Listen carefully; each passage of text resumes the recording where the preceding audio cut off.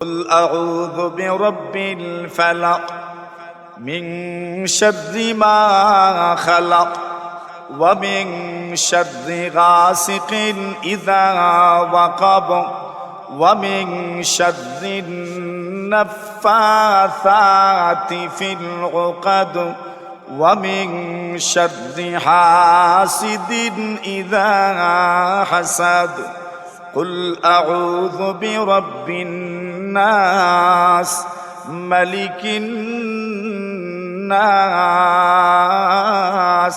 من إله الناس من شر الوسواس الخناس الذي يوسوس في صدور الناس من الجنة والناس। এই 11টা আয়াত তিলাওয়াত করে 11টা গিট্টর মধ্যে যখন ফু দিয়েছেন সাথে সাথে গিট্টগুলো খুলে গেছে। আল্লাহর হাবিব বলেন, আমি নিজেকে হালকা অনুভব করতে লাগলাম। ইতিপূর্বে আমার মনের যে অবস্থা ছিল, মানসিক যে অবস্থা ছিল, আল্লাহ তাআলা আমাকে সেই অবস্থা থেকে উত্তরণের ব্যবস্থা করে দিয়েছেন। আমি নিজেকে হালকা অনুভব করতে লাগলাম। নবী আকরাম সাল্লাল্লাহু আলাইহি ওয়াসাল্লামকে বলা হলো, ইয়া রাসূলুল্লাহ, ইয়া হাবিবাল্লাহ, নবীজি গো, আপনি কেন না এই বিষয়টা প্রকাশ করেন না? আল্লাহর নবীজি লবিদ ইবনে আসম এবং তার সহযোগীদের নাম আপনি কেন প্রকাশ করেন না? আল্লাহর নবী বলেন, আরে নাম প্রকাশ করে কি লাভ? শাফাআনিয়াল্লাহ। আল্লাহর নবীজি বলেন, আল্লাহ যেহেতু আমাকে শিফা দান করেছেন, আমাকে সুস্থ করে দিয়েছেন, আল্লাহর হাবিব সাল্লাল্লাহু আলাইহি ওয়াসাল্লাম বলেন, ফালা উরিদু আন উসিরা ফিন নাসি শাররাম।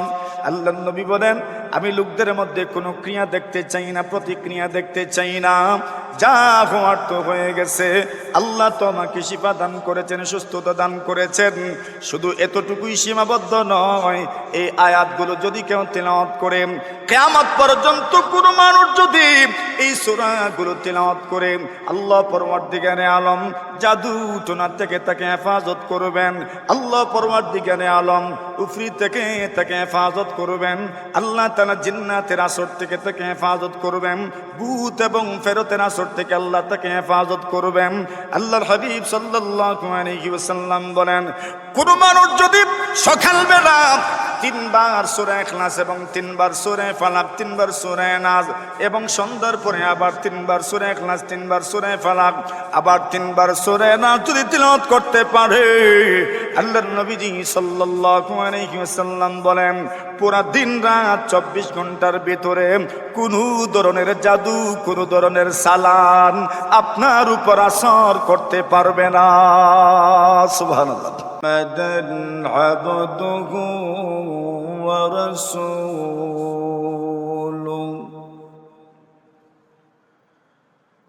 الذي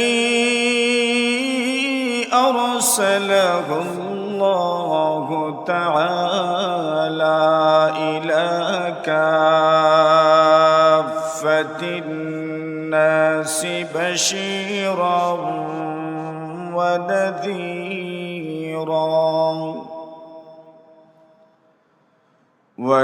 وداعيا إلى الله بإذنه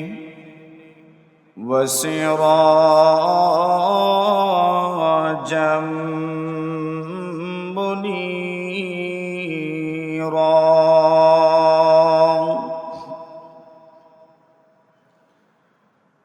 أما بعد فأعوذ بالله من الشيطان الرجيم.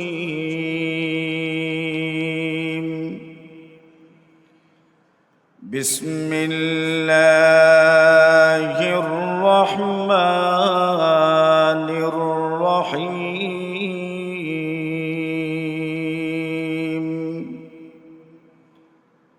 قل أعوذ برب الفلق من شر ما خلق ومن شر غاسق إذا وقب ومن شر النفاثات في العقد ومن شر حاسد إذا حسد. بارك الله لنا ولكم في القرآن العظيم ونفعنا وإياكم بالآيات والذكر الحكيم. صلى الله على سيدنا ومولانا محمد وعلى آله وأصحابه وسلم. صلى الله على سيدنا ومولانا محمد وعلى آله وأصحابه وسلم. নবীজি আপনি বলুন, আমি আশ্রয় গ্রহণ করছি, আশ্রয় প্রার্থনা করছি বিরব্বিল ফালাক, সকালের প্রভাতের রবের মাধ্যমে, প্রভাতের রবের কাছে, সকালের রবের কাছে আমি আশ্রয় প্রার্থনা করি। আল্লাহ তো সব কিছুরই রব, আমারও রব। কিন্তু এই সূরার প্রথম আয়াতে আল্লাহ বলছেন কুল আউযু বিরাব্বিল ফালাক, আপনি বলুন আমি আশ্রয় প্রার্থনা করছি, আশ্রয় গ্রহণ করছি কার কাছে? বিরব্বিল ফালাক, সকালের রবের কাছে, প্রভাতের রবের কাছে। প্রভাত মানে, সকাল মানে সুবহে সাদিক থেকে নিয়ে সূর্য মোটামুটি যখন মাথার উপরে উঠে আস্তে আস্তে, ওই সময়টাকে কি বলে? সকাল বলে। আল্লাহ বলছেন বলুন আমি আশ্রয় প্রার্থনা করছি কার কাছে? সকালের রবের কাছে, প্রভাতের রবের কাছে, বিয়ানের রবের কাছে। আমরা তো বিয়ান্তিবালা কই, এটা কই বিয়ান্তিবালা। আল্লাহ বলছেন আপনি বলুন কুল আউযু বিরাব্বিল ফালাক, হে নবী আপনি বলুন আমি আশ্রয় প্রার্থনা করছি, আশ্রয় গ্রহণ করছি বিরাব্বিল ফালাক, বিয়ান্তিবালা রবের মাধ্যমে, রবের কাছে আমি আশ্রয় প্রার্থনা করছি, সকালের রবের কাছে। আল্লাহ কি শুধু সকালেরই রব? দুপুরেরও রব, বিকালেরও রব, রাতেরও রব। এমন কোনো মুহূর্ত নাই যে মুহূর্ত আল্লাহ তাআলার সৃষ্টি নয়। আল্লাহ তো সব কিছুরই রব। এখানে বিশেষভাবে আল্লাহ সকালের রব এই কথা কেন বললেন? এর পিছনে কারণ হলো সকাল মানে অন্ধকার দূর হয়ে যাওয়ার নাম হইল সকাল। কোনো মানুষ যদি তার রবের কাছে আশ্রয় প্রার্থনা করে, তাহলে সকালের মাধ্যমে যেমন রাতের অন্ধকার দূর হয়ে যায়, সকাল হলে যেমন মানুষের ভয় দূর হয়ে যায়, সকাল হলে যেমন মানুষের ডর দূর হয়ে যায়, সকাল হলে যেমন মানুষের বিধি দূর হয়ে যায়, ঠিক তেমনি ভাবে কোনো মানুষ যদি তার রবের কাছে আশ্রয় প্রার্থনা করে, তাহলে সব ধরনের ভয় বিধি দূর করার ক্ষমতা আল্লাহর আছে না নাই? এজন্য আল্লাহ শিখিয়েছেন আপনি আশ্রয় প্রার্থনা করেন কার কাছে? সকালবেলার রবের কাছে। সকালবেলা বলে আল্লাহ আমাদেরকে বোঝাতে চাচ্ছেন সকাল হলে যেমন অন্ধকার দূর হয়ে যায়, মানুষের ভয়ভীতি থাকে না, ঠিক তেমনি ভাবে কোনো মানুষ যদি তার রবের কাছে আশ্রয় প্রার্থনা করে, তার রবের উপর ভরসা করে, এই লোকটা ঠকবে না, সর্বক্ষেত্রে সে জিতে যাবে, ঠিক কিনা?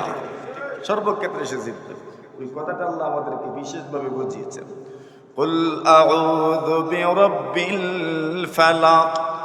নবীজি আপনি বলেন, আমি আশ্রয় প্রার্থনা করছি, আশ্রয় গ্রহণ করছি সকাল বেলার রবের কাছে, সকালের রবের কাছে, প্রভাতের রবের কাছে আমি আশ্রয় প্রার্থনা করছি। এই সূরা এবং এর পরের সূরা সূরা নাস, এটা নাজিল হওয়ার একটা প্রেক্ষাপটও আছে।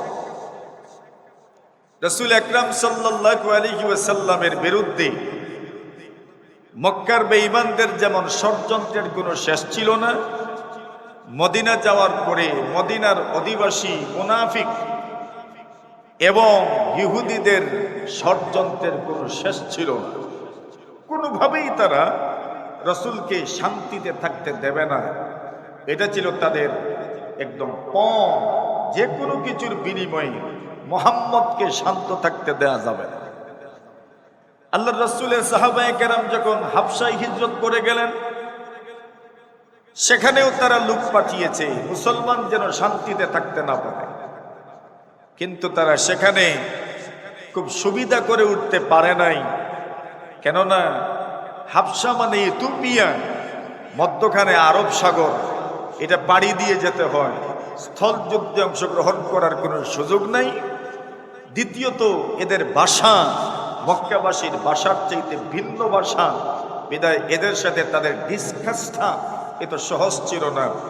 3 নম্বর বিষয় ছিল, হাবশার বাদশা ছিলেন মুসলমান, ইনজিলের অনুসারী খ্রিস্টান মানুষ। ওই সময় খ্রিস্টান ধর্ম ছিল সত্য ধর্ম, সেই ধর্মের অনুসারী মুসলমান ছিলেন, আল্লাহর একত্ববাদে বিশ্বাসী ছিলেন, যার কারণে সুবিধা করে উঠতে পারে নাই। রাসূল এবং সাহাবায়ে কেরাম যখন হিজরত করে মদিনা আসলেন, তখন তারা ষড়যন্ত্রের ছক আঁকতে লাগলো। কেন? মদিনায় তাদের আত্মীয়তার বন্ধন আছে, এদের ভাষার সাথে তাদের ভাষার মিল আছে, এবং মদিনায় যেতে হলে খুব বেশি বেগ পেতে হয় না, খুব সহজেই তারা মদিনায় যেতে পারবে। এজন্য মদিনায় মুসলমানদেরকে অশান্ত করার জন্য এবং মুসলমানদের শান্তি ছিনিয়ে নেওয়ার জন্য এমন কোনো পথ তারা রাখে নাই যেই পথে অশান্তি সৃষ্টি করা যাবে। সেই পথের একটা পথ ছিল ইহুদিদেরকে মুসলমানদের বিরুদ্ধে লেলিয়ে দেওয়া এবং বারবার ইহুদিদের মাধ্যমে চুক্তি ভঙ্গ করা, বারবার ইহুদিদের মাধ্যমে মদিনাকে অশান্ত করা, ইহুদিদের যুগ সাজসে মদিনায় আক্রমণ করা। আপনি ইতিহাস পর্যালোচনা করলে দেখবেন, ইসলামের রাসূল যতগুলো যুদ্ধ করেছেন, সেই যুদ্ধগুলোর মধ্য থেকে উল্লেখযোগ্য যুদ্ধ ছিল ইহুদিদের বিরুদ্ধেও। কেন? এরা কোনোভাবেই মুহাম্মদুর রাসূলকে শান্তিতে থাকতে দেয় নাই। এরা সব সময় মক্কার মানুষের শিখিয়ে দেওয়া এজেন্ডা তারা বাস্তবায়ন করেছে। সেই ধারাবাহিকতায় তারা রাসূলকে হত্যা করার জন্য পাথর পর্যন্ত পাহাড়ের উপর থেকে নিক্ষেপ করেছে। আল্লাহ রাসূলকে বাঁচিয়েছেন, জিবরিল আমিনের মাধ্যমে রাসূলের কাছে আল্লাহ সংবাদ পাঠিয়েছেন, রাসূল খুব দ্রুত ওই স্থান ত্যাগ করেছেন। এরপরেও তারা বসে থাকে নাই, তারা রাসূল আকরাম সাল্লাল্লাহু আলাইহি ওয়াসাল্লামকে জাদুর মাধ্যমে শেষ করে দেওয়ার সর্বাত্মক চেষ্টা করেছিল। বর্তমান সময়েও কিছু মানুষ যেভাবে জাদুর মাধ্যমে মানুষের জীবনযাপনটাকে দুর্বিষহ করে তোলে, এমন মানুষ আমাদের সমাজে আছে না নাই? জাদুর মাধ্যমে ছোট ছোট শিশুদেরকে পর্যন্ত এরা আক্রান্ত করে, বড় থেকে বড়দের পর্যন্ত তারা আক্রান্ত করে, বিভিন্নভাবে আল্লাহর মাখলুকদেরকে তারা কষ্ট দেয়। ঠিক এইভাবে তারা মুহাম্মদুর রাসূলকেও জাদুর মাধ্যমে শেষ করে দেওয়ার এই ষড়যন্ত্র সামনে আনলো। এই ষড়যন্ত্রকে বাস্তবায়ন করার জন্য তারা একজন মহিলার সহযোগিতা নিল। আপনি তথ্য নিলে দেখবেন, এই সমাজে কোনো মানুষের ঘরে ঢোকার একমাত্র সুযোগ এবং একমাত্র সন্ধানী দৃষ্টিতে যারা কোনো পুরুষের ঘরে ঢুকতে পারে, কোনো মহিলার ঘরে ঢুকতে পারে, এরা হচ্ছে অন্য মহিলারা। খুব সহজেই মহিলাদের মাধ্যমে কোন ঘরের কোন জায়গায় কি আছে এটা খুব সহজেই তত্ত্ব নেওয়া যায়, ঠিক না বেটি? আমাদের সমাজে মহিলাদের মাধ্যমে বিভিন্ন তত্ত্ব চোর ডাকাতের কান পর্যন্ত পৌঁছে যায়। এজন্য মহিলাদের ব্যাপারে সতর্ক থাকা দরকার। যে কেউ আপনার ঘরে ঢুকবে, এদিক সেদিক তাকাবে, বুঝে নিয়েন অনুসন্ধানী দৃষ্টিতে সে তাকাচ্ছে, আপনার বিপদ হয়তো আপনার সামনে অত্যাসন্ন। আল্লাহর হাবিব সাল্লাল্লাহু আলাইহি ওয়াসাল্লাম মাথা চিরুনি করতেন, চুল আশ্রিতেন। আপনারা তো জানেন ওই এই কথা, নবীজির চুল ছিল লম্বা। নবীজি যখন চিরুনি করতেন সেই সময় চুল লম্বা হলে এমনিতেই একটা দুইটা তিনটা চারটা চুল আস্তে আস্তে মাথার থেকে উঠে আসে। এভাবে চুলগুলো রাসূল আকরাম সাল্লাল্লাহু আলাইহি ওয়াসাল্লাম সযত্নে রাখতেন, অথবা আজওয়াজে মুতাহহারাত নবী পত্নীগণ এই চুলগুলো সযত্নে রাখতেন। রাসূলের চুলের মধ্যেও তো আল্লাহ বরকত রেখেছেন। নবী আকরাম সাল্লাল্লাহু আলাইহি ওয়াসাল্লামের অনেক সাহাবী, আনাস ইবনে মালিক রাদিয়াল্লাহু তাআলা আনহু, উনি নবী আকরাম সাল্লাল্লাহু আলাইহি ওয়াসাল্লামের চুল সংরক্ষণ করে রেখেছিলেন। নবীজির চুলের মধ্যেও আল্লাহ তাআলা বরকত রেখেছেন, নবীজির পুরো শরীরের মধ্যে আল্লাহ তাআলা বরকত রেখেছেন। আনাস ইবনে মালিক রাদিয়াল্লাহু তাআলা আনহু নবীজির খেদমত করেছেন দীর্ঘদিন। এই সুবাদে নবীজির চুল ওনার সংরক্ষণে ছিল। ওই মহিলা নবীজির ঘরে ঢুকে নবীজির মাথার থেকে ছিন্ন কিছু চুল এবং নবীজি চিরুনি করতেন, যেই চিরুনি দিয়ে ওই চিরুনির ভাঙ্গা ছিন্ন কিছু দাঁত, দানা যেটাকে আমরা বলি, এগুলো সে সংরক্ষণ করেছে। নবীজির মাথার ছিন্ন চুল এবং নবীজির চিরুনির ছিন্ন দাঁত এটা সংগ্রহ করে তারা এর মাধ্যমে রাসূল সাল্লাল্লাহু আলাইহি ওয়াসাল্লামকে জাদু করেছে। বিষয়টা খেয়াল রাখা দরকার। আমাদের সমাজেও যারা জাদু করে, এরাও কিন্তু মহিলাদের ব্যবহৃত কাপড়, পোশাক অথবা ব্যবহৃত চিরুনি অথবা চুল, এগুলোর মাধ্যমে কোনো মহিলাকে অথবা যে কোনো পুরুষকে জাদু করার সমূহ সম্ভাবনা আছে। এই ব্যাপারে সতর্ক থাকার দরকার। আল্লাহর হাবিব সাল্লাল্লাহু আলাইহি ওয়াসাল্লামকে জাদু করলো বনু জুরাইকের এক ব্যক্তি, তাদের দুস্থ লাবিদ ইবনে আসাম নবী আকরাম সাল্লাল্লাহু আলাইহি ওয়াসাল্লামকে জাদু করলো। জাদুর প্রভাব কেমন ছিল? কোন বর্ণনায় পাওয়া যায় প্রায় 40 দিন পর্যন্ত রাসূল এই জাদুর প্রভাবে প্রভাবিত ছিলেন। কোন বর্ণনায় পাওয়া যায় প্রায় 6 মাস আল্লাহর রাসূল সাল্লাল্লাহু আলাইহি ওয়াসাল্লাম এই জাদুর প্রভাবে প্রভাবিত ছিলেন। প্রভাবটা কেমন ছিল? হাদিস শরীফের মধ্যে আসে, আম্মা জান হযরত আয়েশা সিদ্দিকা রাদিয়াল্লাহু তাআলা আনহা বলেন যে রাসূল অনেক সময় অনেক কাজ করতেন কিন্তু মনে হতো যেন করেন। আল্লাহ রাসূল অনেক কাজ করে ফেলতেন কিন্তু ওনার কাছে অনুভূত হতো যে এই কাজ উনি করেন নাই। আবার অনেক সময় অনেক কাজ করতেন না কিন্তু ওনার কাছে মনে হতো যেন উনি এই কাজ করে ফেলেছেন। আচ্ছা বলেন, এখন এমন একটা ব্যাপার যদি হয়, কোনো কাজ করেন নাই, মনে হতো করে ফেলেছেন, তো স্বাভাবিকভাবেই তো বোঝা যাচ্ছে যে শৃঙ্খলা আর থাকার কথা নয়। কোনো কাজ করতেন না, মনে হতো করেছেন, কোনো কাজ করতেন, মনে হতো করেন নাই। এই যে একটা অস্বাভাবিক অবস্থা, একটা পরিবার ছিন্ন হওয়া, একটা পরিবার তছনছ হওয়া, একজন মানুষের দৈনন্দিন রুটিন, এগুলো অত্যন্ত গুরুতরভাবে এই রুটিনটা ছিন্ন ভিন্ন তছনছ হয়ে যাওয়ার জন্য এটাই তো যথেষ্ট যে অনেক কাজ করেন নাই, মনে হতো করেছেন, অনেক কাজ করতেন, মনে হতো করেন না। এটা ছিল এই জাদুর প্রভাব। রাসূল আকরাম সাল্লাল্লাহু আলাইহি ওয়াসাল্লাম প্রায় সময় অসুস্থদের মতো থাকতেন। পরিবেশ পরিস্থিতি কেমন ছিল মোটামুটি বুঝে যাওয়ার কথা। একজন জাদু আক্রান্ত মানুষ কেমন, তার অবস্থাটা কেমন হয়। হাদিস শরীফের মধ্যে রাসূল আকরাম সাল্লাল্লাহু আলাইহি ওয়াসাল্লাম বলেন, ইজতানিবুস সাবাগাল মুবিকাত। আল্লাহ নবীজি বলেন, 7 ধরনের ধ্বংসকারী গুনাহ থেকে তোমরা বেঁচে থাকো। যে গুনাহগুলো তোমাদেরকে ধ্বংস করে দিবে, সেই গুনাহগুলোর মধ্য থেকে একটা গুনাহ রাসূল বলেছেন as-sihr, জাদু করা। নবীজি বলেন জাদু মানুষকে ধ্বংস করে দেয়, যে জাদু করে সেও ধ্বংস হয় এবং যাকে জাদু করা হয় সেও ধ্বংস হয়ে যায়। জাদুকারী যে সেও ধ্বংস হয়ে যায়। কবিরা গুনাহ তো, যাকে জাদু করা হয় তার জীবনটা পর্যন্ত নষ্ট করে দেওয়া হয়। এরা তো জাদু করলো, নবীজি এই জাদুর প্রভাবে প্রভাবিত হয়েছে। এই কথা দ্বারা এটাও প্রমাণিত হলো জাদু সত্য। জাদু কি সত্য?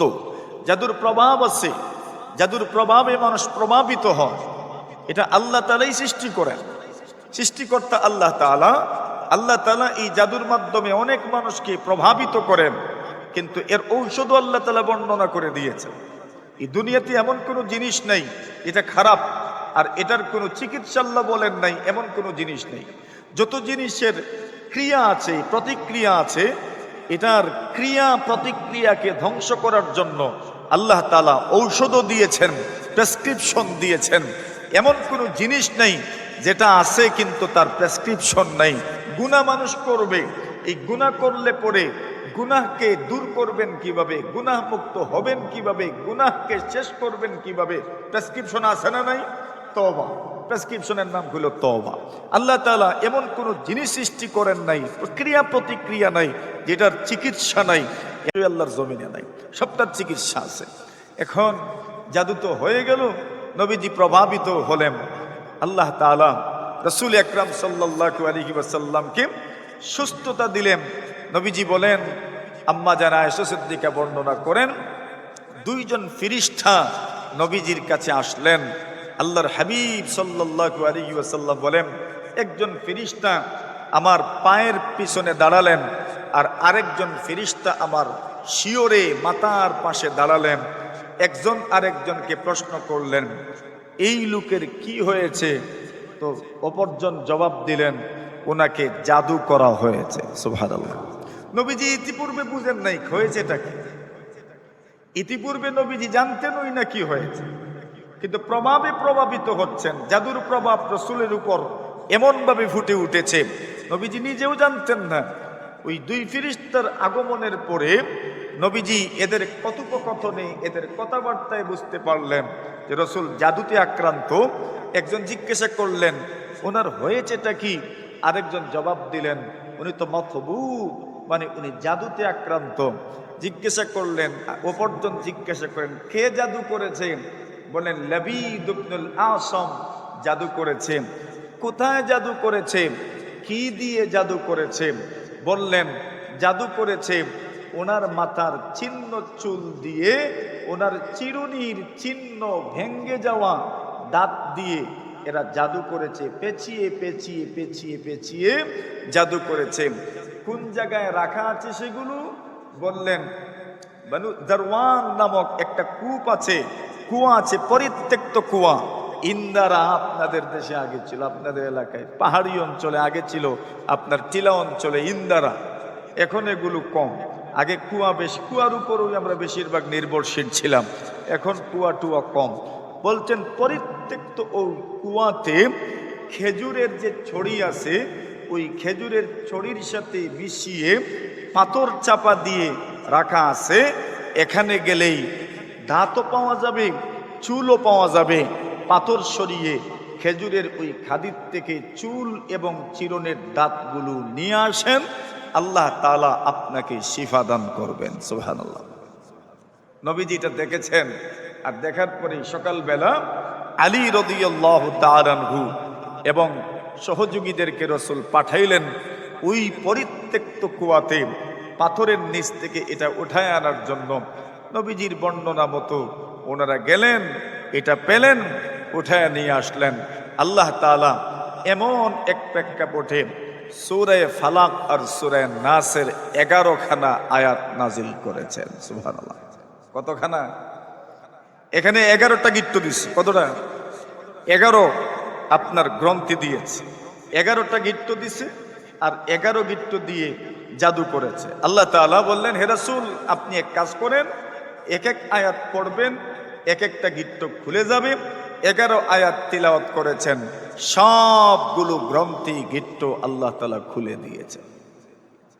কুল আউযু বিরাব্বিল ফালাক মিন শাররি মা খালাক ওয়া মিন শাররি গাসিকিন ইযা ওয়াকাব ওয়া মিন শাররিন নাফাসাতি ফিল উকাদ ওয়া মিন শাররি হাসিদিন ইযা হাসাদ কুল আউযু বিরাব্বিন নাস মালিকিন নাস মিন ইলাহিন নাস মিন শাররিল ওয়াসওয়াসিল খান্নাস আল্লাযী ইউওয়াসবিসু ফি সুদুরিন নাস মিনাল জিন্নাতি ওয়ান নাস। এই 11টা আয়াত তিলাওয়াত করে 11টা গিট্টর মধ্যে যখন ফু দিয়েছেন সাথে সাথে গিট্টগুলো খুলে গেছে। আল্লাহর হাবিব বলেন আমি নিজেকে হালকা অনুভব করতে লাগলাম। ইতিপূর্বে আমার মনের যে অবস্থা ছিল, মানসিক যে অবস্থা ছিল, আল্লাহ তাআলা আমাকে সেই অবস্থা থেকে উত্তরণের ব্যবস্থা করে দিয়েছেন। আমি নিজেকে হালকা অনুভব করতে লাগলাম।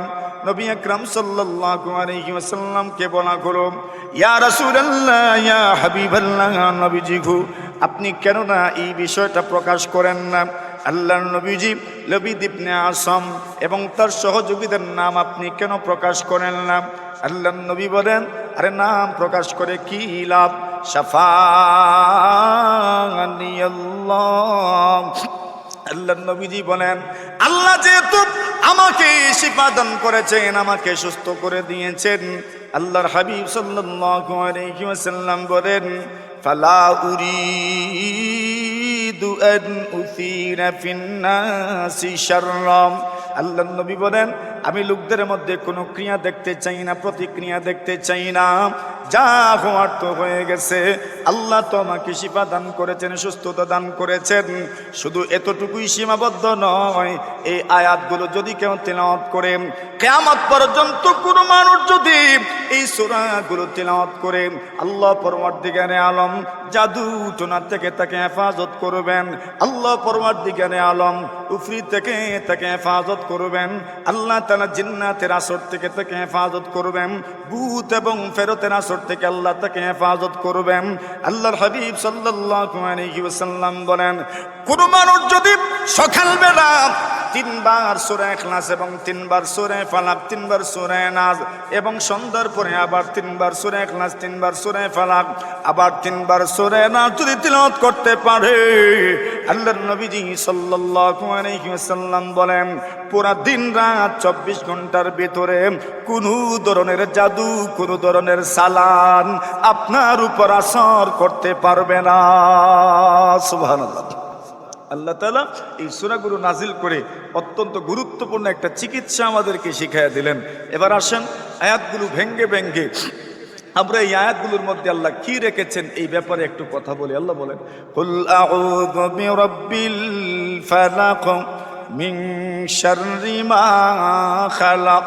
আল্লাহ বলেন, ওগো নবীজি আপনি বলুন, আমি আশ্রয় প্রার্থনা করি, আশ্রয় গ্রহণ করছি বিরাব্বিল ফালাক, সকাল বেলার রবের কাছে, মিন শাররি মা খালাক, আল্লাহর সৃষ্টি জগতের মধ্যে যত জিনিসের মধ্যে অনিষ্ট আছে, যত অনিষ্ট আল্লাহ তাআলা সৃষ্টি করেছেন, সব অনিষ্ট থেকে আমি আল্লাহর কাছে আশ্রয় প্রার্থনা করি।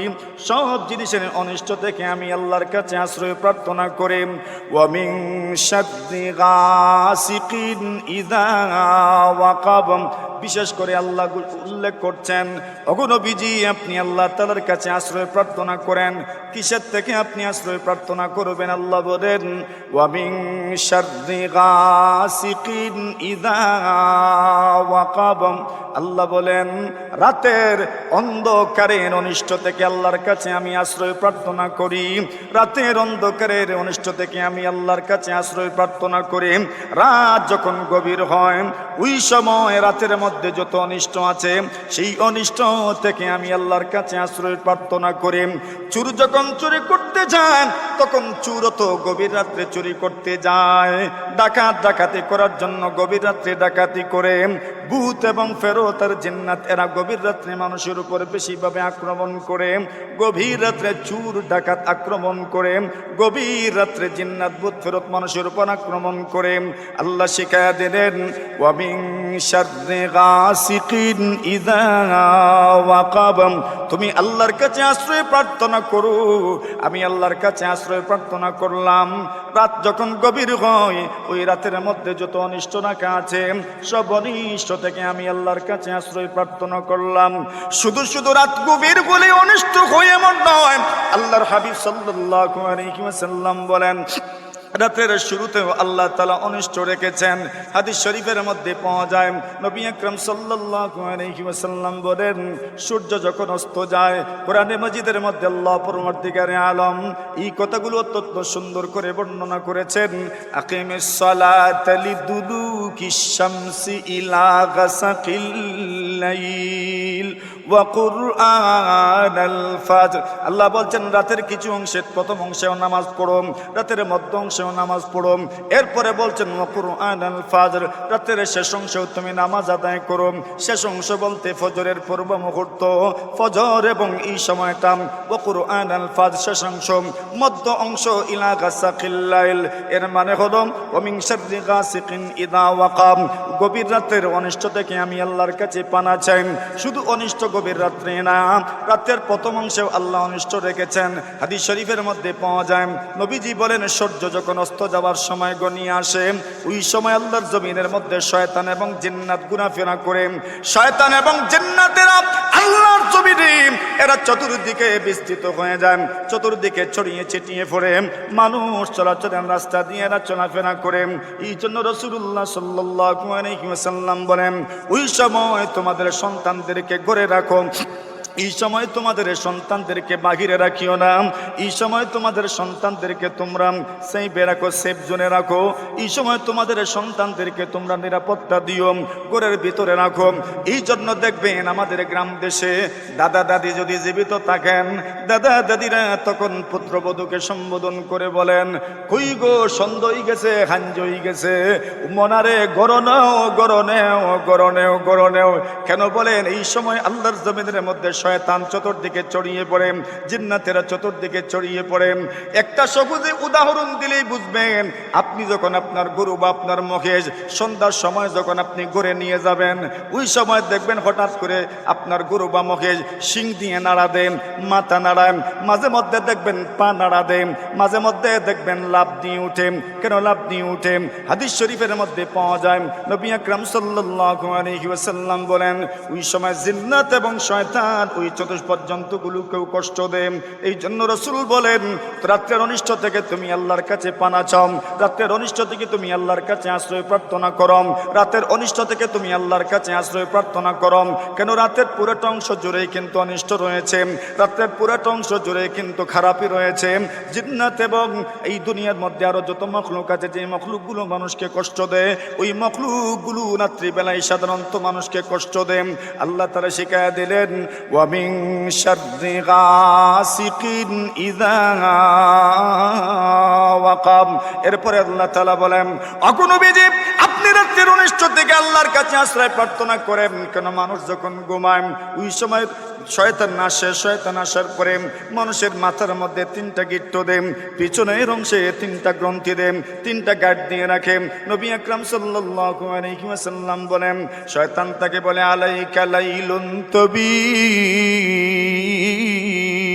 আরে এখনো রাত অনেক রয়ে গেছে, অনেক রাত রয়ে গেছে, তুমি ঘুমাও, তুমি ঘুমাও, তুমি ঘুমাও, তুমি ঘুমাও, এখনো অনেক রাত রয়ে গেছে। এটাও শয়তানের একটা কুমন্ত্রণা, এটাও শয়তানের একটা অনিষ্ট, এটা জিন্নাতের একটা অনিষ্ট। নবী আকরাম সাল্লাল্লাহু আলাইহি ওয়াসাল্লাম বলেন তুমি যখন ঘুমাতে যাবে ওই সময় তুমি তোমার দরজা বন্ধ করে দিও, তুমি তোমার দরজা বন্ধ করে দিও।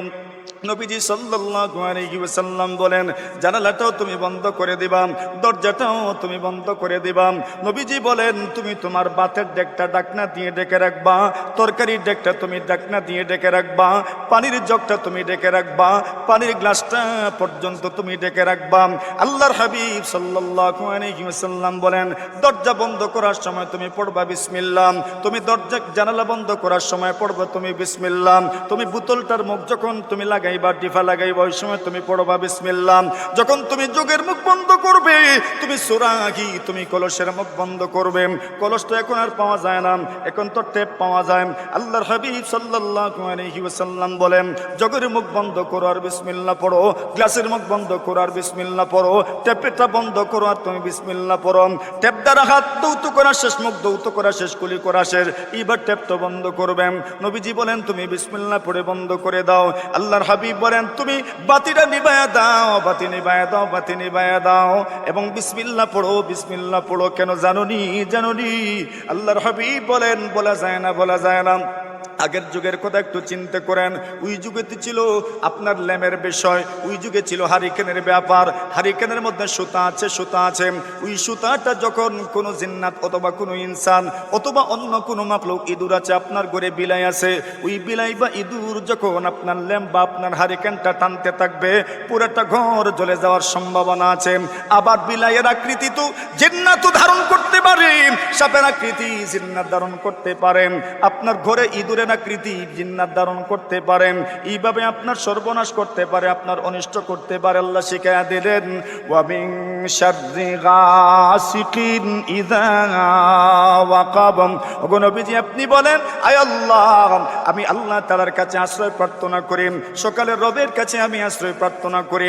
আল্লাহর মাখলুকের মধ্যে যত অনিষ্ট আছে, আল্লাহ তাআলা যত জিনিস সৃষ্টি করেছেন, ওই সৃষ্টি জগতের মধ্যে যত অনিষ্ট আছে, সব অনিষ্ট থেকে আমি আল্লাহর কাছে আশ্রয় প্রার্থনা করি। বিশেষ করে আল্লাহ বলেন, ওয়া মিন শাররি গাসিকিন ইযা ওয়াকাব। গভীর রজনীর অনিষ্ট থেকে আমি আল্লাহর কাছে আশ্রয় প্রার্থনা করি, রাতের অনিষ্ট থেকে আমি আল্লাহর কাছে আশ্রয় প্রার্থনা করি। এরপরে আল্লাহ বলেন, ওয়া মিন শাররিন নাফাসাতি ফিল উকাদ।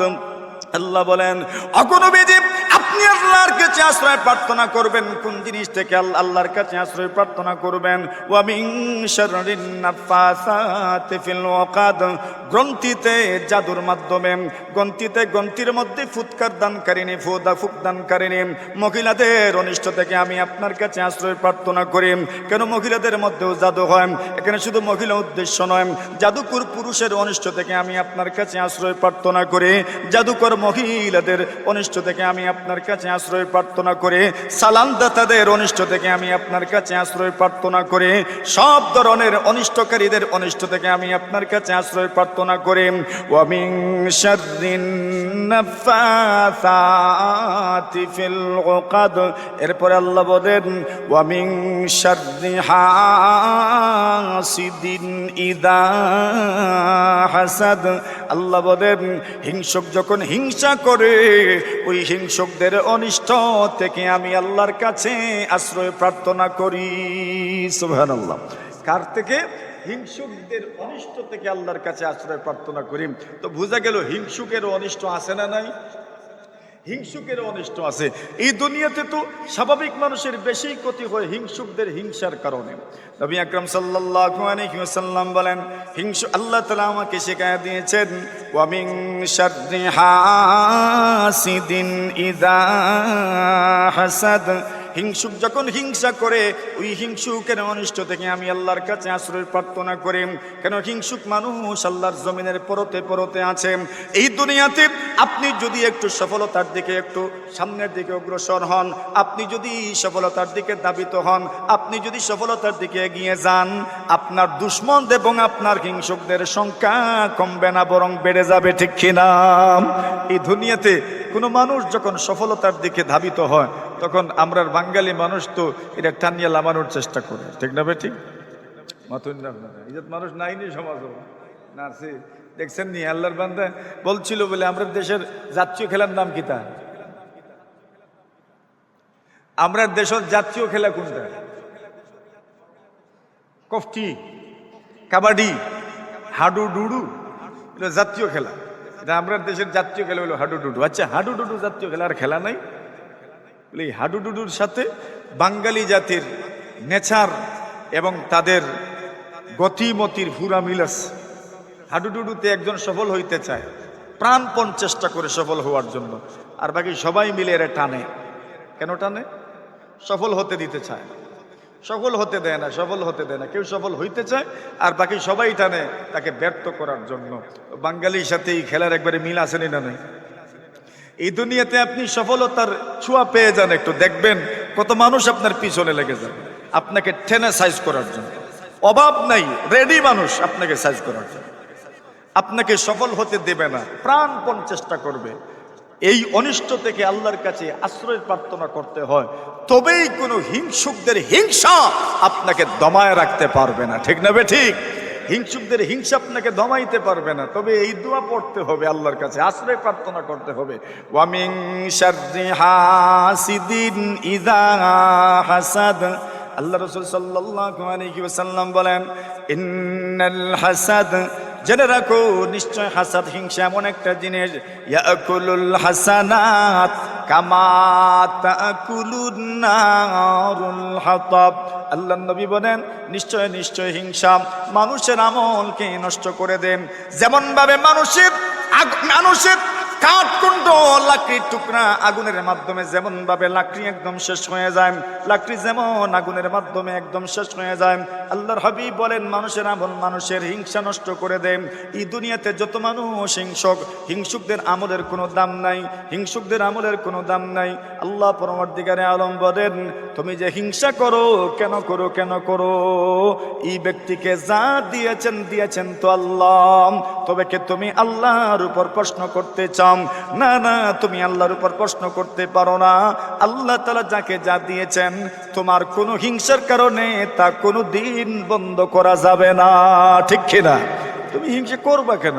বাস যেই সময় আর এনার্জি নষ্ট করো অন্যের ব্যাপারে হিংসা করতে করতে, এই সময় আর এই এনার্জিটা নিজের সফলতার জন্য যদি ব্যয় করতেন, তাহলে কত আগেই তো সফল হয়ে যেতেন।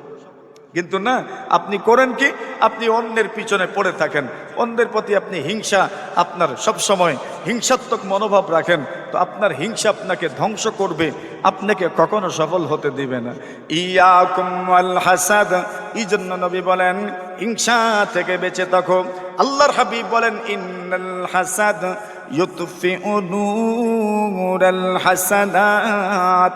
আল্লাহ নবীজি বলেন, নিশ্চয় হিংসা মানুষের আমলের নূরকে নষ্ট করে দেয়।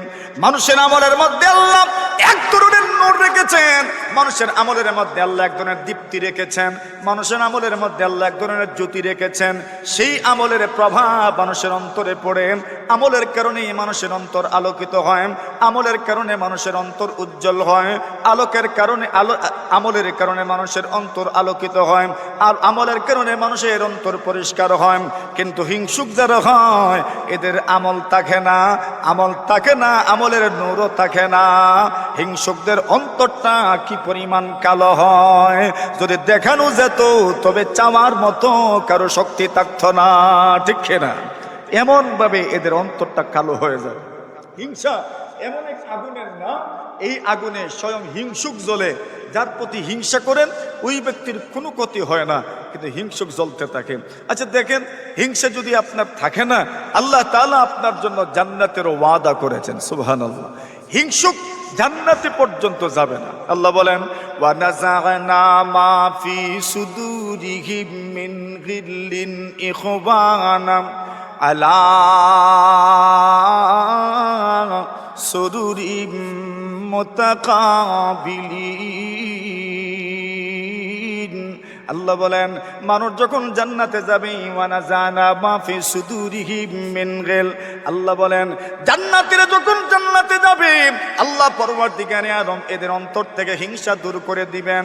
ওয়ানা জানা মাফি সুদুরিহিম মিন গিল্লিন ইখওয়ানা, হিংসুকদের অন্তরটা, হিংসুক মানুষদের অন্তর থেকে আল্লাহ হিংসা দূর করে দিবেন। জান্নাতে ঢুকতে চান, হিংসা নিয়ে আল্লাহর জান্নাতে যাওয়া যাবে না। আলা সুরুরিম মুতাকাবিলিন। আল্লাহ বলেন, কেন হিংসা যদি থাকে না, জান্নাতের মধ্যে গুল মিটিং হবে, গুল টেবিলে বসবেন আর মিটিং করবেন। সুবহানাল্লাহ। বুঝুননি? বুঝো তো যায় না মনে হয়, বুঝা যাননি কিছু, একটু কষ্ট করি না সামান্য সময় ইনশাআল্লাহ। ওয়া মিন শাররি হাসিদিন ইযা হাসাদ, আল্লাহ বলেন আমি হিংসুকদের হিংসার অনিষ্ট থেকে আল্লাহর কাছে আশ্রয় প্রার্থনা করে আল্লাহর হাবিব সাল্লাল্লাহু আলাইহি ওয়াসাল্লামের সাহাবায়ে কেরাম আব্দুল্লাহ ইবনে আমর ইবনে নাস রাদিয়াল্লাহু তাআলা আনহু বলেন, একদিন আমরা নবী আকরাম সাল্লাল্লাহু আলাইহি ওয়াসাল্লামের সামনে বসা, একটু দেখুন কোনো কারিগরি করিয়া কিছু নি করা যায়।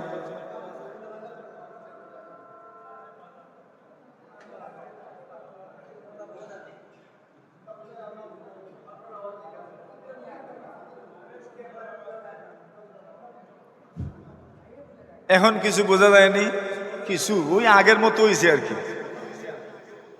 রাসূল আকরাম সাল্লাল্লাহু আলাইহি ওয়াসাল্লামের সাহাবী আব্দুল্লাহ ইবনে আমর ইবনে আল-আস রাদিয়াল্লাহু তাআলা আনহু বলেন, একদিন আমরা বসা নবীজির খেদমতে, আর এমন সময় নবীজি আমাদেরকে সম্বোধন করে বললেন, ভাই এই মুহূর্তে একজন মানুষ আসবেন আপনাদের সামনে, যিনি জান্নাতি মানুষ।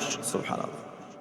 ইয়াতলু আলাইকুমুল আনা রাজুলুম মিন আহলিল জান্নাহ, আল্লাহ নবীজি বলেন এই মুহূর্তে আপনাদের সামনে এমন একজন মানুষ আসবেন যিনি জান্নাতি মানুষ। সাহাবায়ে কেরাম বলেন, এমন বড় একটা ঘোষণা শুনেছি, যিনি আসবেন ইনি জান্নাতি মানুষ। আমরা চোখ কান খোলা রাখলাম ওনাকে দেখার জন্য। জান্নাতি মানুষ আসবেন, না দেখলে কি হয়? আল্লাহ নবীর সাহাবী বলেন, আমরা যেই লোকটাকে দেখলাম এই লোকটা যে জান্নাতি মানুষ আমাদের বিশ্বাস হয় নাই। কেন? ওই লোকটাকে তেমন বেশি আমল করতে আমরা দেখি নাই। তো বিশ্বাস না হইলে কি, নবী তো বলছেন এখনই আসবেন, আর উনি এসেছেন। আচ্ছা, পরের দিন ঠিক আবার এইরকম বললেন যে একজন মানুষ আসবেন যিনি জান্নাতি মানুষ। আমরা চোখ কান খোলা রাখলাম, তাকায়া দেখি গতকাল যিনি এসেছেন আজকে উনি আবার এসেছেন। সুবহানাল্লাহ। এর মানে বুঝলাম যে উনিই জান্নাতি মানুষ। পরের দিন আবার নবীজি বললেন, ইয়াতলু আলাইকুমুল আনা রাজুলুম মিন আহলিল জান্নাহ, আল্লাহ নবী বলেন এমন একজন মানুষ এখনই আসবেন যিনি জান্নাতি মানুষ। এইভাবে আমরা থেকে রইলাম, তাকায় দেখি গত 2 দিন যিনি এসেছিলেন উনি আজকে আবার এসেছেন। বুঝতে বাকি রইল না উনি জান্নাতি মানুষ। আব্দুল্লাহ ইবনে আমর ইবনে আল-আস বলেন, আমি পরের দিন সময় করে ওনার বাড়িতে চলে গেলাম। ওনাকে বাড়িতে গিয়ে বললাম, আমি আপনার ঘরে মেহমান হতে চাই। মেজবান বললেন, আমার ভাগ্য কত সুপ্রসন্ন, আমি না চাইতো মেহমান পেয়ে গেলাম। আল্লাহর বান্দা বলেন, আমি আপনাকে সাদরে গ্রহণ করতে রাজি, আপনি আমার মেহমান। 1 দিন 2 দিন 3 দিন পর্যন্ত মেজবানের করে উনি থাকলেন। 3 দিন যখন শেষ হয়ে গেল, চলে আসবেন। আসার সময় মেজবানকে সম্বোধন করে বলেন, হে নবীর সাহাবী, আমি আপনাকে একটা প্রশ্ন করতে চাই, প্রশ্নের উত্তরটা আপনি আমাকে মেহেরবানি করে দিবেন। প্রশ্নের আগে একটা ঘটনা আপনাকে শোনাইতে চাই। জি বলেন, কি ঘটনা বলবেন? আল্লাহর বান্দা বলেন, 1 দিন নয় 2 দিন নয় 3 দিন পর্যন্ত রাসূল বলেছেন, এই মুহূর্তে তোমাদের সামনে এমন একজন আসবেন যিনি জান্নাতি মানুষ। আর 3 দিনই আমরা দেখেছি আপনি আমাদের সামনে এসেছেন। এর অর্থ দাঁড়ায় আল্লাহ নবীজির সেই ইঙ্গিতকৃত জান্নাতি মানুষ হচ্ছেন আপনি। সুবহানাল্লাহ। দেখুন, আমি এসেছি রাত্রিবেলা আপনার আমল দেখার জন্য। কি আমল করে আপনি দুনিয়ায় থাকতে জান্নাতের সুসংবাদ পেয়ে গেলেন, ওই আমলটা আমি দেখার জন্য এসেছি। বলুন না কি আমল আপনি করেন? উনি বলেন, রে ভাই, আমার তেমন কোনো আমল নাই যে আমলে আমি জান্নাতি হব। তবে একটা আমল আমার আছে, যে আমল আমি কন্টিনিউ করি। সেই আমল হইল যে আমি রাত্রে যে ঘুমাই, কোনো মানুষের ব্যাপারে কোনো হিংসা নিয়ে আমি রাত্রে ঘুমাই না। ঘুম থেকে যে আমি জাগ্রত হই, কোনো মানুষের ব্যাপারে কোনো হিংসা নিয়ে আমি ঘুম থেকে জাগ্রত হই না। আল্লাহর বান্দা বলেন, হ্যাঁ হ্যাঁ, এই আমলই আপনি জান্নাতি হয়েছেন। আর আমাদের অন্তর এরকম পরিষ্কার নয়, এজন্য আমরা আপনার স্তরে পৌঁছতে পারি নাই। সুবহানাল্লাহ। তাহলে কি বোঝা গেল? হিংসামুক্ত থাকার দরকার। আল্লাহ শিখাইছেন, ওয়া মিন শাররি হাসিদিন ইযা হাসাদ। আল্লাহ বলেন, ওগো নবীজি, আপনি আমার কাছে আশ্রয় প্রার্থনা করেন। কোন জিনিস থেকে আপনি আশ্রয় প্রার্থনা করবেন? আল্লাহ বলেন, ওয়া মিন শাররি হাসিদিন ইযা হাসাদ। হিংসুক যখন হিংসা করে, হিংসুকদের অনিষ্ট থেকে আপনার কাছে আশ্রয় প্রার্থনা করি। নবীজি বলেন, এই আমলগুলো যদি কেউ কন্টিনিউ করতে পারে, আল্লাহ তাআলা তাকে সব ধরনের বিপদ আপদ থেকে হেফাজত করবেন। নবীজি এক হাদিস শরীফের মধ্যে বলেন, উকবাত ইবনে আমির রাদিয়াল্লাহু তাআলা আনহু বলেন, আল্লাহর রাসূল আমাকে একদিন বললেন, আলা আদুল্লুকা আলা খাইরি সুওয়ারিন আলা সালাসি সুওয়ার উনজিলাত ফিত তাওরাতি ওয়াল ইনজিলি ওয়াজ জাবুর ওয়াল ফুরকানিল হামিদ। আল্লাহ নবীজি বলেন, এরকম আমির আলা ওয়াল্লিমুকা খাইরা সালাসি সুওয়ার উনজিলাত ফিত তাওরাতি ওয়াল ইনজিলি ওয়াজ জাবুরি ওয়াল ফুরকানিল হামিদ। আল্লাহ নবী বলেন, আমি কি তোমাকে উত্তম তিনটা সূরা বলবো না? যে তিনটা সূরা আল্লাহ তাওরাতেও নাজিল করেছেন, ইনজিলেও নাজিল হয়েছে, জাবুরেও নাজিল হয়েছে, কোরআনে মাজিদের মধ্যেও নাজিল হয়েছে। উকবাত ইবনে আমির বলেন, ইয়া রাসূলুল্লাহ, অবশ্যই বলা ইয়া রাসূলুল্লাহ, জাআলানি আল্লাহু ফিদাকা। আল্লাহর নবীজি গো, অবশ্যই বলুন, অবশ্যই বলুন, আল্লাহ যেন আমাকে আপনার উৎসর্গ হওয়ার জন্য কবুল করেন। যেই সূরাগুলো আল্লাহ তাআলা কোরআনের মধ্যে, জাবুরের মধ্যে, ইনজিলের মধ্যে, তাওরাতের মধ্যে নাজিল করেছেন, ওই সূরাগুলো আপনি আমাকে অবশ্যই শিখান। উকবাত ইবনে আমির বলেন, নবীজি শিখাইলেন, কুল হুয়াল্লাহু আহাদ, কুল আউযু বিরাব্বিল ফালাক, কুল আউযু বিরাব্বিন নাস। আল্লাহর নবীজি বলেন, ইয়া উকবাম লা তানসাকুন্না হাত্তা তাকরাকুন্না। আল্লাহর নবীজি বলেন, এরে উকবাত ইবনে আমির, এই যে তিনটা সূরা আমি নবীজি তোমাকে শিখাইলাম, ওই তিনটা সূরা তুমি ভুলে যেও না। এমন কোন রাত যেন না হয় যে রাতে তুমি এই তিনটা সূরা তিলাওয়াত করে ঘুমাইবা। তুমি যেন এই তিনটা সূরা ছাড়া না ঘুমাও। এই তিনটা সূরা তুমি অবশ্যই তিলাওয়াত করবে, এরপর তুমি ঘুমাবে।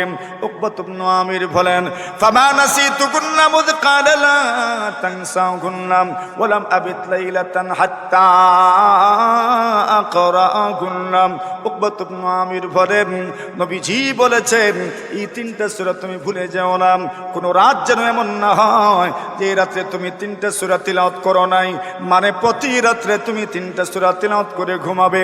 উকবাত ইবনে আমির বলেন, আমি তো ভুলেও যাই নাই, এমন কোন রাতও হয় নাই যে রাত্রে আমি তিনটা সূরা তিলাওয়াত করে ঘুমাই নাই। সুবহান, মানে প্রতি রাত্রে আমি তিনটা সূরা তিলাওয়াত করে ঘুমিয়েছি। রাসূল প্রায় সময় নামাজের পরে এই তিনটা সূরা, বিশেষ করে সূরা নাস আর সূরা ফালাক, এই সূরাগুলো তিলাওয়াত করে নবীজি ফু দিতেন, আর এরপরে পুরো শরীরে হাত ফিরাইতেন। নবীজি যখন পারতেন না, আম্মা জান আয়েশা নবীজি সাল্লাল্লাহু আলাইহি ওয়াসাল্লামের হাতগুলো নবীজির শরীরে ফিরাইতেন, কখনো কখনো নিজের হাতগুলো নবীজির শরীরে উনি ফিরাইতেন। কেন? বলে এই সূরাগুলো তিলাওয়াত করলে জিন্নাত ইনসানের উপদ্রব থেকে, অনিষ্ট থেকে, সব মখলুকের অনিষ্ট থেকে আল্লাহ হেফাজত করেন। পারবো নি আমরা ইনশাআল্লাহ? বাড়িতে তিলাওয়াত করব, সন্তানদেরকে তিলাওয়াতের কথা বলবো, নারীদেরকে, মহিলাদেরকে তিলাওয়াতের কথা বলবো, নিজেরাও তিলাওয়াত করে কথা বলবো। রাতে নিশীথে কত জায়গায় যাওয়া আসা হয়, এই সূরাগুলোর উপর যদি কন্টিনিউ আমল থাকে, ইনশাআল্লাহ আল্লাহ তাআলা তার মখলুকের শত হাজার লক্ষ কোটি অনিষ্ট থেকে আপনাকে আমাকে হেফাজত করবেন ইনশাআল্লাহ। আল্লাহ আমাদেরকে সূরা ফালাকের শিক্ষা থেকে শিক্ষা গ্রহণের তৌফিক দান করুন, আমিন। ওয়া আখিরু দাওয়ানা আনিল হামদুলিল্লাহি রাব্বিল আলামিন।